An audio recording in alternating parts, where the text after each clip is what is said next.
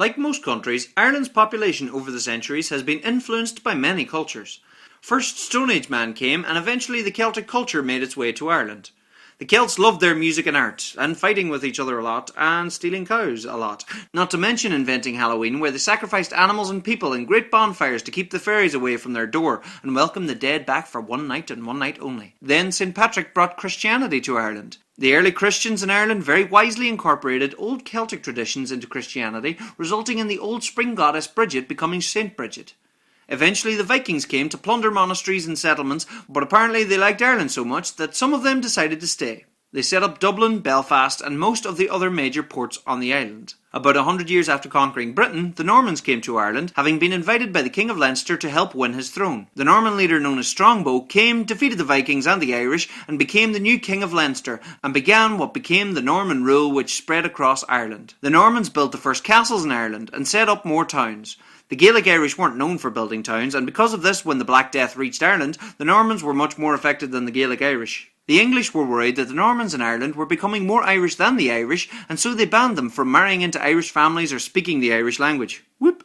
When the Tudor King Henry VIII wanted a divorce, he split from the Catholic Church and in turn stripped the Church of its power in Ireland, seizing their gold and treasures and destroying many monasteries. His daughters, Queen Mary and Queen Elizabeth I, continued a strong rule over Ireland, attempting plantations in Laois, Offaly and Munster, but the Irish were too tough to live with for the planters. In Elizabeth's last years, she fought a 9-year war against the chieftains of Ulster, the last corner of open rebellion against her. Hugh O'Neill surrendered eventually, only to find out that she had died a few weeks prior to the surrender. The new king, James I, who was Scottish, went about doing things a little differently. Rather than punishing the rebels Rory O'Donnell and Hugh O'Neill, he made them earls. The earls soon discovered, though, that they had little real power and decided to leave Ireland and return with an army to retake the country. They never returned, and the flight of the earls left Ireland up for grabs with no more Irish chieftains left. King James arranged the plantation of Ulster, which was so successful much of it still exists today. Learning from the mistakes of the previous plantations, this plantation was much more extensive. Old towns were fortified and redeveloped, new towns were built, most of which with a uniform diamond shape, making it difficult to surround and easy to escape and or reinforce. Most of the Scottish settlers were Presbyterian, the English mainly Church of England. There were plenty of rebellions from the native Irish, including a very bloody and violent one in 1641, in which many planters were massacred. Word of these massacres reached England and people were appalled. In England, a Puritan named Oliver Cromwell set about ousting and executing the English king in what became the English Civil War. After he was done settling things in England, he set his sights on Ireland. His campaign in Ireland left a path of death and destruction. In the wake of this campaign came the largest land grab in Irish history, in which the native Irish were ousted from their land and told to head west, to Hell or to Connacht. Once again, English politics spilt over into Ireland when the exiled English King James II, who was Catholic, fought against the Protestant King William of Orange. William of Orange defeated King James but got bored of the war and struck a sweet deal with the Irish, giving them their land back. The English government didn't like this, and thus the penal laws were brought in at this time, which clamped down on Catholic and Presbyterian rights. The penal laws gave Catholics and Presbyterians a common cause in Ireland against the Loyalists. In the wake of the American Revolution, and more recently the French Revolution, the United Irishmen were set up. The Orange Order was set up in 1795 to commemorate King William's victory and to defend Protestant civil and religious liberties. After failed attempts to stage a French invasion, Theobald Wolfe-Tone led the United Irishmen to fight for a republic in 1798, but they were defeated. In 1800, the Act of Union meant Ireland was now governed by one parliament in London, along with England, Scotland and Wales. Plenty rich Englishmen took this opportunity to set up large estates across Ireland and make plenty money. Catholics began demanding rights through Catholic emancipation, with many thanks to Daniel O'Connell, who organised monster rallies in support of the cause. Meanwhile, the loyal Protestant Orange men paraded every 12th of July. The government was so nervous of all these marches and rallies, it tried to ban them all. The poor native Irish had grown dependent on the potato, and when it failed year after year, hundreds of thousands, millions died of disease and starvation. Many too left the country for England and America, while many prisoners were sent to Australia. Ireland's population has never since recovered from the Great Famine. During the 19th century, Belfast was becoming a great city of industry, being one of the biggest suppliers of linen and later the great shipbuilding industries along with tobacco and whisky. Belfast was thriving in the British Empire. Demand for Home Rule grew in Ireland, except in the Protestant North, where, in Belfast, thousands known as Unionists signed against it in the Ulster Covenant, threatening open war against the South.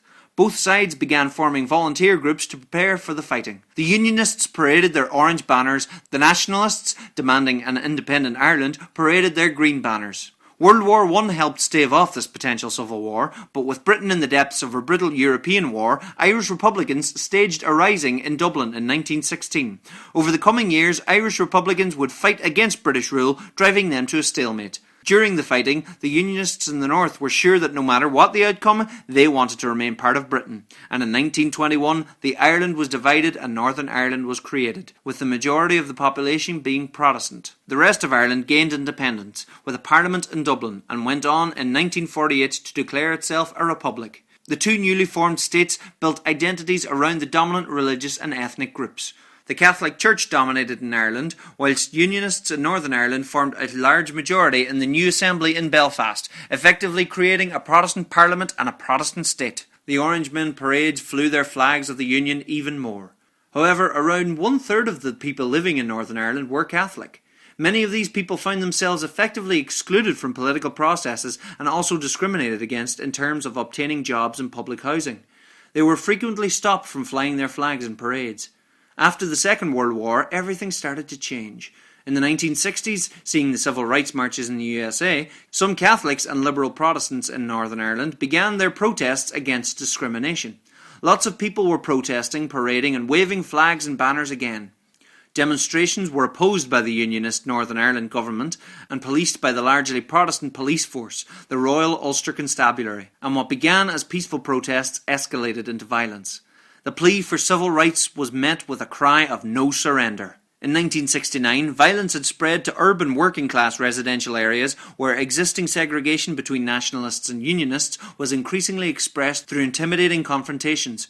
Riots became frequent, policing was ineffective, and in August 1969, the government sent in British soldiers to relieve the police force. The Irish Republican Army claimed the right to use violence to force the British state to leave the 6 northern counties of Ireland. The IRA began attacking the police and the British Army and conducted a bombing campaign across Northern Ireland and England. To further complicate the dynamics of the conflict after 1969, two pro-state paramilitary loyalist organisations loyal to the British throne, known as the Ulster Volunteer Force and the Ulster Defence Association, also conducted a violent campaign against those seeking to bring down the state and often sometimes against civilian Catholics. There were even more demonstrations and parades. In 1971, internment without trial was introduced, in which many people were imprisoned if even suspected of being involved with the IRA. If they weren't involved before, many were very ready to get involved after their experiences. Atrocities caused by both sides occurred across the north and beyond. By the 1980s, the prisoners had lost their political status. Various protests, such as the Dirty protests and the hunger strikes, brought huge pressure internationally on Britain. This violent military confrontation saw over 3,500 people die and tens of thousands injured between 1969 and 1998. The majority of these casualties were non-combatants. This state of emergency, referred to by some as the Troubles and by others a war, saw an extraordinary military presence from the British state and some highly repressive practices in order to defeat the IRA. But times were changing. In 1994, the main paramilitary groups, the IRA, UVF and UDA, called ceasefires as part of an ongoing political process. In 1998, a multi-party agreement known as the Good Friday Agreement or the Belfast Agreement was reached that set up a power-sharing government in Northern Ireland. This agreement, legislated by British and Irish governments, allows the expression of Irish and British identities equal legitimacy, allows for power to be shared by the major political groups, and provides a mechanism whereby whenever the majority of people in Northern Ireland wish to join the Republic of Ireland, then the British state will facilitate this. Until that point is reached, Northern Ireland remains a part of the United Kingdom. However, problems remained. Protestant working-class populations in Belfast were separated by walls, flags were flown from lampposts to mark different areas, and there were still lots of parades. Some Catholic residents demanded that Orangemen should not be marching in Catholic areas and tried to stop them. Republicans also wanted their right to parade. The number of parades, demonstrations and marches increased. Confrontations and riots were frequent. Northern Ireland had greater peace, but there is still assertive politics on the street. With recent progressions in international relations, let us hope these countries and provinces continue into the future peacefully.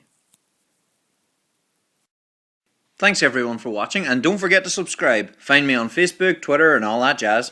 Thanks again to the Institute of Irish Studies of Queen's University Belfast who commissioned this video to be made.